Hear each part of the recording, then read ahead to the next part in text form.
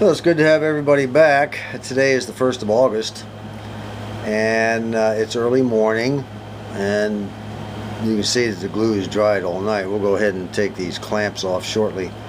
But before we do that, what we're going to do is we're going to take the clamps off, take the wood off, and we're basically going to do the same thing we did here over to that side, so we'll have a complete glued, hardened area. But before we do any of that, there's something I want to go over. Well, there seems to be some consternation concerning how this door is constructed and how it fits into the cabinet and how it operates. So what we're going to do is go over that thing so everybody has it clear in their mind as to what we're dealing with. It took me a while to figure it out, not long, but I'm here with the door, you're not, so it's probably my fault for not having covered it before now. What we have here, of course, is our bottom hinge plate. The large hole up in the top left there is the pin on the door, the bottom pin, and it will fit just like that. That's the way it'll go on. Now we're going to use heavier bolts. They use wood screws. I don't like that. We're going to come up with something a little better with stronger bolts. I want this thing to be strong and sturdy, both top and bottom. Now let's take a look at the top. Now I said in the last video I'm going to go ahead and cut this out, get rid of all this nasty old wood down to this level right here. And then we're going to take this fiberglass plate, we're going to cement that baby right in there. We're going to cut it down to size, rough it up, get some JB Quick or JB Weld, then we're going to cement that down in there like that. Then the top hinge, see the way this works is the top hinge will not be fastened to the fiberglass deal. That's not the way it's done. The top hinge was fastened to this block here, which in turn will be fastened to that right there. Okay? So we've got lots of space top and bottom. We have a lot of space between it where the hinge will fit in, like so. We've got, well, at least it looks like about a ½ an inch on that end. And I think I told you already we have about a ¼ of an inch down here. Okay? Now why do we need that much space? I'm going to show you. This is our door right here. It's a big old heavy sucker. It's not that heavy, but it's heavy enough. And we have the record reject and the main switch here. This is the record reject and the main switch is accessible by the user, but it's primarily for the maintenance guy. And of course we have a master volume control that you can reach in there and adjust it. The user can to make it louder, not so loud. But this is the top pin. I showed this before early on in the series. This is the top pin, and that top pin will go up through that hole up in the top. Okay? Now it will slide up far enough for the bottom pin to clear here. And we have a full ½ inch to play with here and a full ¼ inch to play with here. Now let's look at the bottom pin. This is the bottom pin, and I initially thought it had broken off when I first saw it, but that's not the case. It's short and nubby for a reason. It's to give the necessary clearance. So what happens is when you take the door and you run it up through the hole on the top, and then you clear the bottom on the hinge plate on the bottom, and then you lower the door back down, so this pin is in the bottom hole. So we've got plenty of room to do that if we go ahead and build up the top part up here with this and maybe, I don't know, maybe even another piece of metal. I don't know. We got plenty of room. I'll make sure we have plenty of room, okay? So that's the way the door works. Now this is the back of the door. I figured I'd go ahead and cover that too. One chassis fits here, and one chassis fits here. It just sits on top, okay? And the chassis are held in by a screw here, and one here that's missing, and one here that's missing, and one here that's missing, and one here that's there, and one here that's there, one here, I mean it's not there, one here. As you can see, a lot of screws are missing, so it just sits right on there. And then the wires all come in and plug in where they need to plug in at, okay? Piece of cake. Alright, the clamps are off and the wood is still sticking there, but let's see how hard it's really on. Normally it just pops right off, which it did. Okay, now we take our plastic. Look at that. Look at that. It works every time. Every time. We have a little bit of glue dripping here, there, and everywhere. We'll go ahead and cut that out with the knife. Look at that. Nice and solid all over. Boy, that's good. That really looks a whole lot better. Now we have glue. We're going to have to glue this. And we're going to have to glue this eventually. And this piece here will slide down in here and be glued right there. That water got to that right there. Alright, we'll go ahead and fit all those pieces in. Let me see if I can figure all that out, and then we'll go ahead and get the clamps up. But right now I want to kind of trim this off. And you'll notice I did a lot of cleaning around this area with some spray cleaner and a couple of rags before I went ahead and glued all that together. All that brown stuff you see down there is the mud from the flood. The mud from the flood. So let's go ahead and keep cleaning and keep gluing. Alright, everything's been cleaned along here and around this whole area down here in the bottom. And we glued this part right here yesterday. We're going to continue on with that same strip. We're not going to move to the top until we get this same strip glued all the way down. Now, part of the problem here has been that the wood is buckled over the years. And over here you'll see a bunch of wood that's missing right here. That's from the door hitting it when it closed. It was tearing up the wood as it closed. We're going to try to make sure that door clears.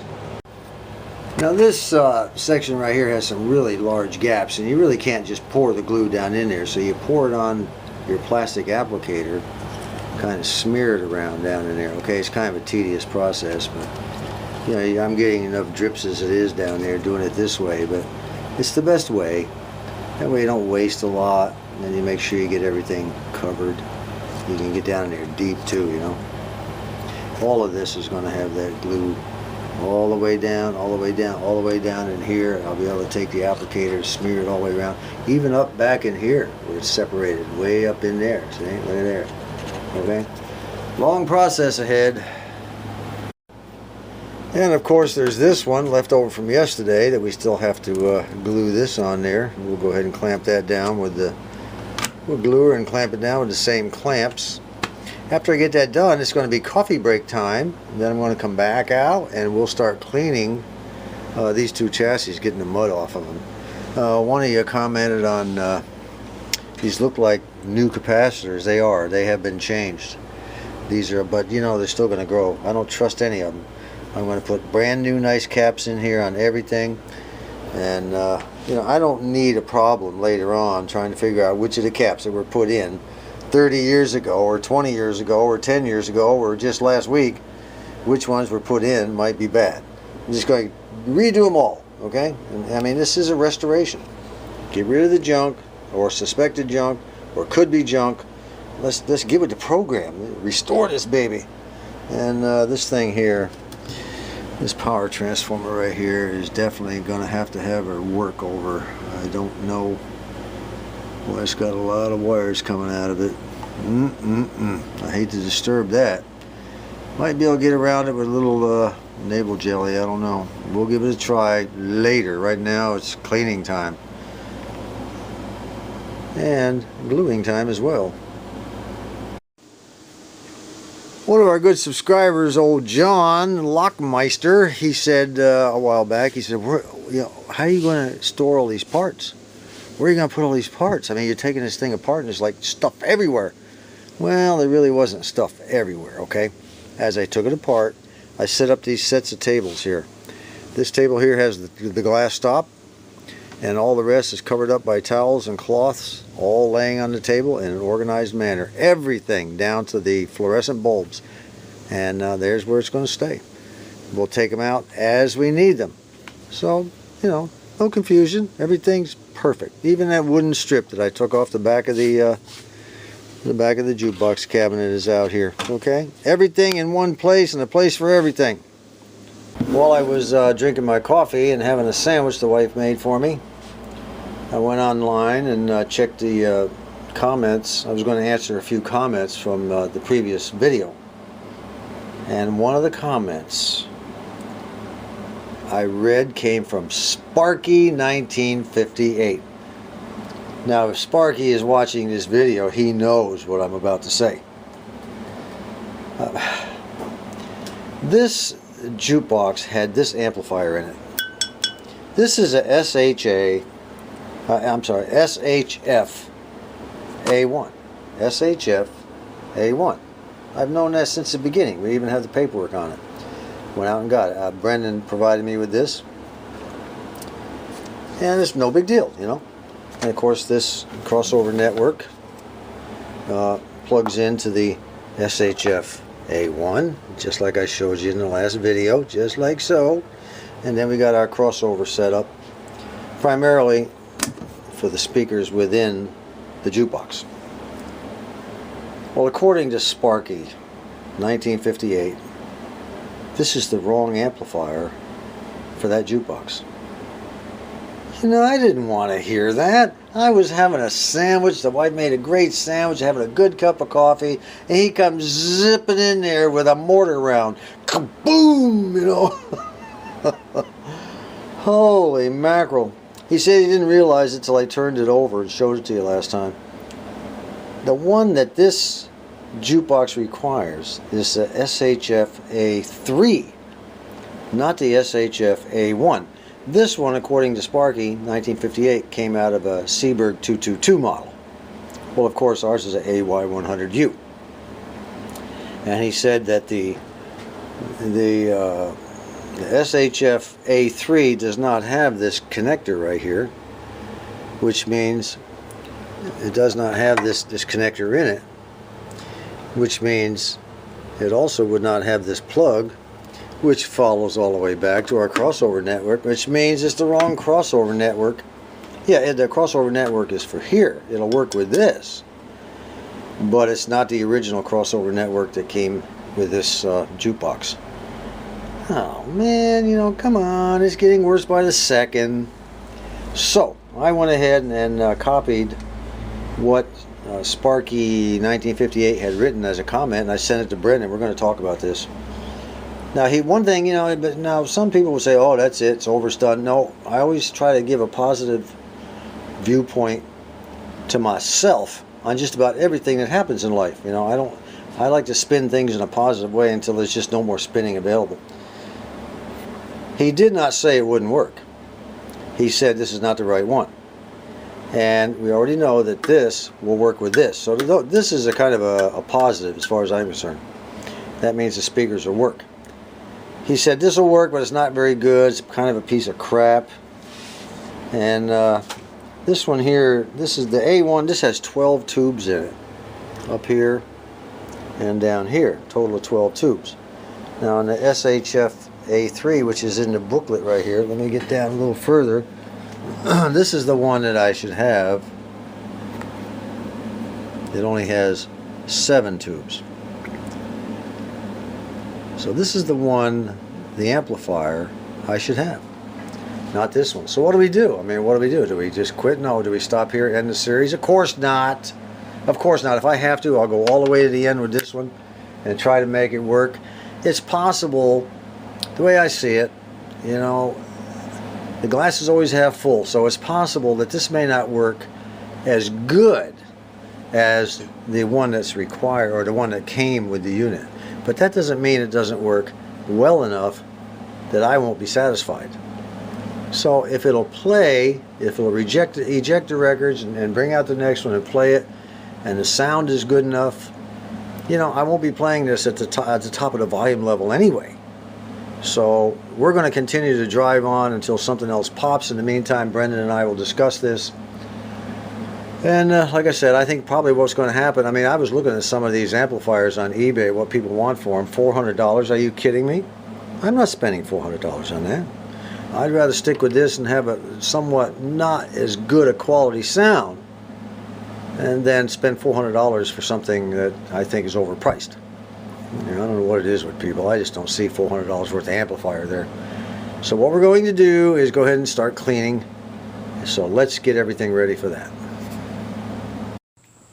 Alright, we are outside and we are going to take this brush. Now, I'm glad I let this thing dry completely before I decided to clean it. It would have just made a big muddy mess if it was still wet. So I tested it just, I guess a few days ago with a paintbrush and found out that most of it will just come right off with just a good brushing. So that's what we're going to do. We're just going to clean and brush. It's already, a lot of it's coming off. It's doing really good. I also did a test. There's a tube right there that's got some tape over it. Isn't that interesting? Well, let's go ahead and keep doing this. I'll be back in a minute. Well, she's looking real good. Instead of using, once I brushed it, I wanted to spray it, of course. Instead of using the QD electronic cleaner, which is very expensive, I went ahead and tried the old brake parts cleaner. But first I had to test it to make sure it wasn't going to take off any of the lettering on the chassis. We don't want that. And it didn't do a thing. So it worked real well for cleaning the sockets out. The only thing you have to be careful of is the paint on the transformers, because this stuff will remove paint. Okay, just always do a test, a little test first. I sprayed this line right here, and I sprayed it both with the brake cleaner, then I sprayed on top of it with the QD electronic cleaner, and I moved my finger back and forth, and none of that stuff budged. So we're good to go. By the way, these little things you see right here are transistors. They look like little switch handles, but they're not. They're transistors. They'll have to come out and be cleaned. There's mud all over the top of them. But for the most part, this section here is pretty clean to include the tube sockets, but still we're going to go ahead and clean those. And this stuff works really well. I like this stuff because it has a lot of high pressure to it. Primarily I'm using it for the tube sockets. Stuff really does the job.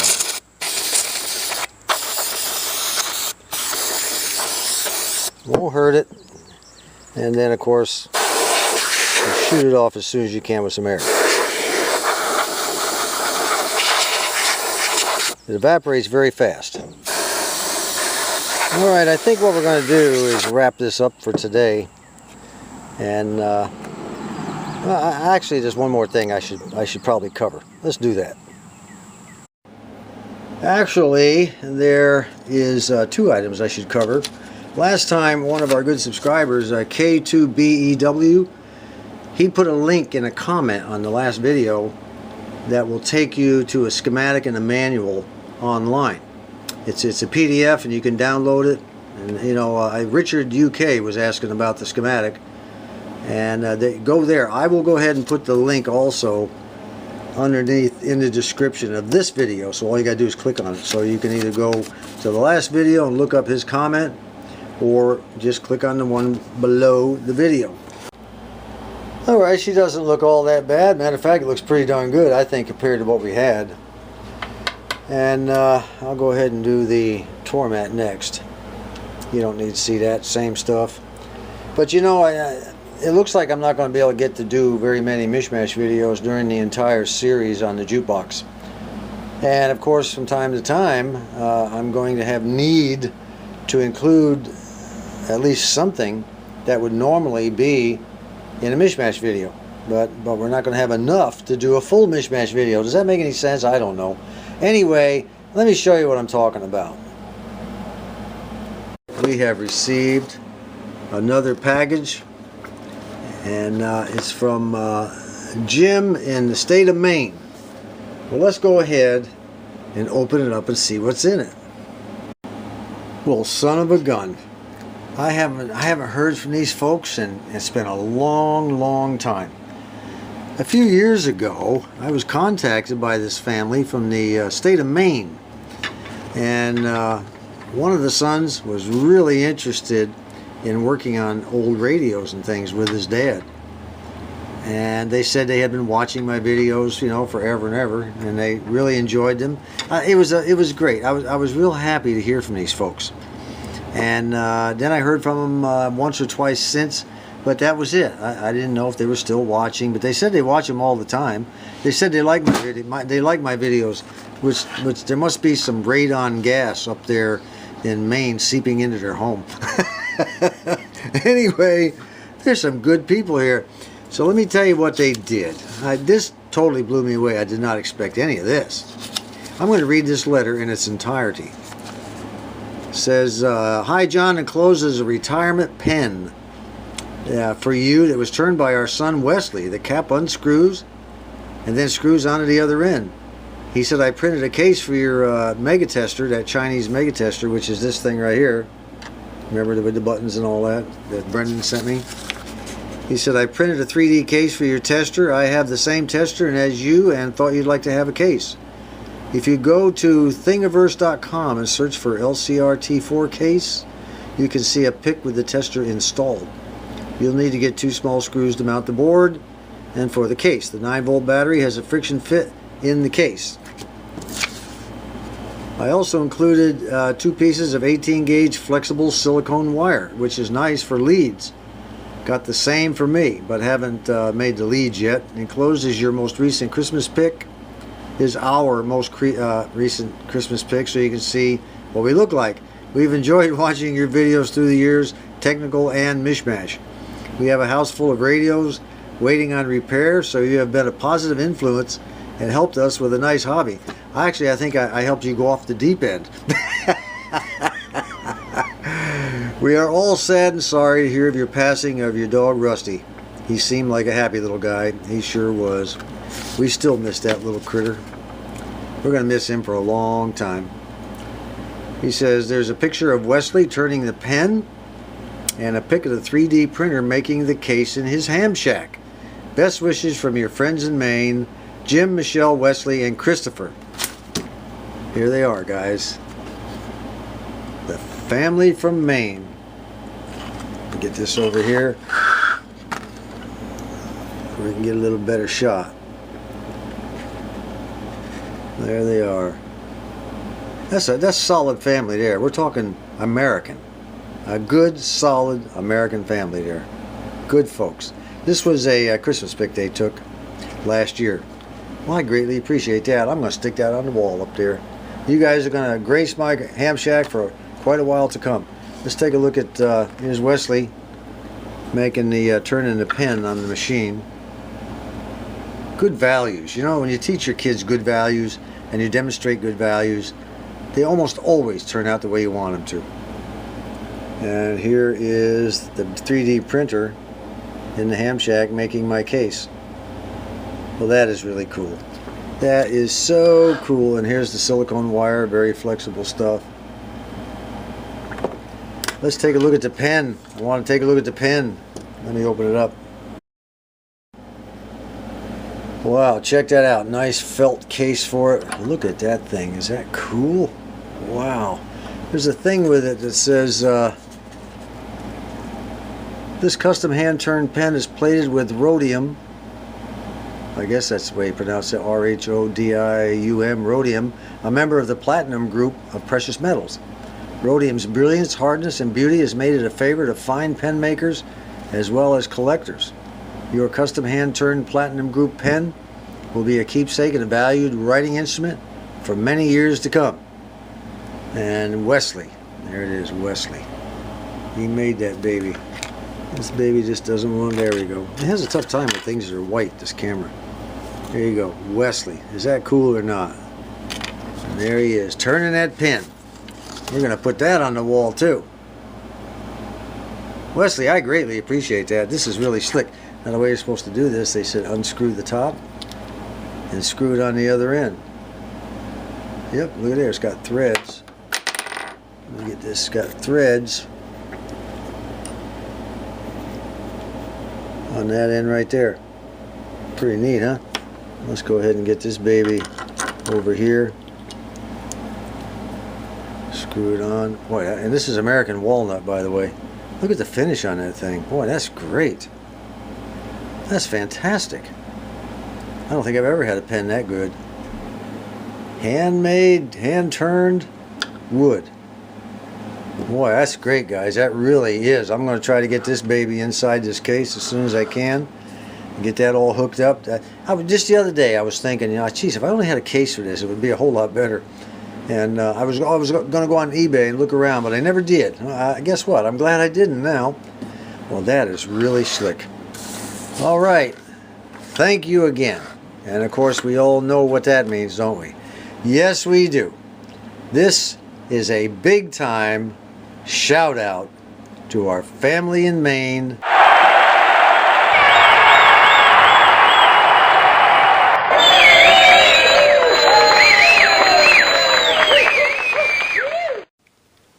Alright, final note for today. I appreciate Sparky1958 pointing out that this chassis is not the right one for the jukebox, for this particular jukebox. And as I said, it doesn't bother me that much as long as it works. It doesn't have to be absolutely perfect with, you know, high notes I can't even detect anyway at my age. I just want a good sounding jukebox, that's all.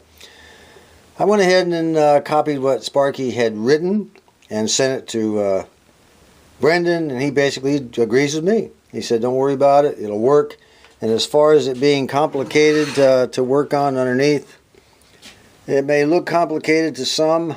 It may even be complicated, but I'll guarantee you I have worked on much more complicated than that. Try rebuilding a 1950 or restoring and repairing a 1953 RCA black and white television. Try that on. So anyway, until next time, this is John.